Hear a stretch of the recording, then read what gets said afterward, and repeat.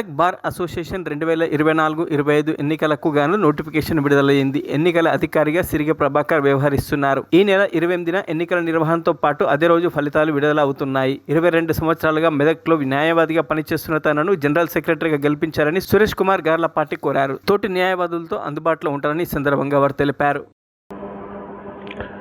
నమస్కారం. 2024-25 సంవత్సరానికి గాను ఈ నెల 28వ తారీఖున మెదక్ బార్ అసోసియేషన్ ఎన్నికలు జరగనున్నాయి. ఈ ఎలక్షన్లలో నేను జనరల్ సెక్రటరీగా పోటీ చేస్తున్నాను.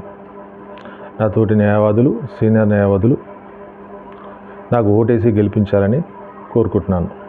Thank you so much. మరిన్ని అప్డేట్స్ కోసం మా ఛానల్ని సబ్స్క్రైబ్ చేయండి.